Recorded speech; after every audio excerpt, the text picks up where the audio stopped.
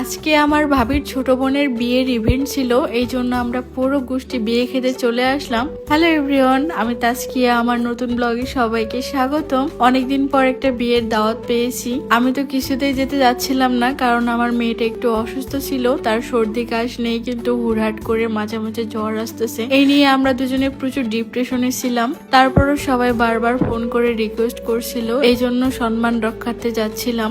অনেকদিন পর বাইরের খোলা প্রকৃতি দেখে ভীষণ ভালো লাগছিল। আসলে আমি প্রকৃতি প্রেমী, কোথাও কোনো ভালো দৃশ্য দেখলে আমি সেগুলা ক্যামেরায় ক্যাপচার করে রাখি।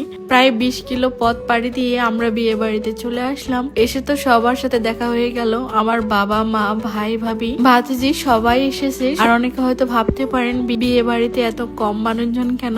আসলে তারা ঘরোয়া ভাবে বিয়ের অনুষ্ঠানের আয়োজন করেছে, এই কারণে খুব বেশি মানুষকে ইনভাইট করা হয়নি। কিন্তু আমি বলবো এটাই হচ্ছে বরকতময় বিয়ে, কারণ যে বিয়েতে যত কম খরচ হয় সেটা ততই বরকতময় হয়। বিয়ে বাড়ি দেখে আমার নিজের বিয়ের কথা মনে পড়ে যাচ্ছিল। তবে আমার জীবনের একটাই আফসোস, আমার বিয়েতে আমি আমার মনের মতো করে সাজতে পারিনি, আর তেমন ভিডিও করে রাখা হয়নি, ব্লগও বানাতে পারিনি। এটা নিয়ে আমার সারা জীবনের আফসোস থেকে যাবে। বাই দ্য ওয়ে, সবার সব ইচ্ছে পূরণ হয় না, আমারও হয়নি। এরপর পরিচয় করিয়ে দিই আমার ছোট্ট একটা মায়ের সাথে। ওর সাথে আজকে প্রথমবার দেখা, জন্মের পর থেকে তার সাথে দেখা হয়নি। ওর নাম হচ্ছে হুমায়রা, আমার বড় ভাইয়ের মেয়ে। ইনায়ের থেকে 27 দিনের ছোট। মাশাল্লাহ, সে ভীষণ কিউট। সবাই তার জন্য মাশাল্লাহ বলতে ভুলবেন না। আমি ওকে কোলে নিয়েছিলাম দেখে আমার মেয়ে তো হিংসায় কান্নাকাটি করছিল। পরে দুজনকে কোলে নিলাম। এরপর আমরা খাওয়া দাওয়া করছিলাম। আমাদের দুজন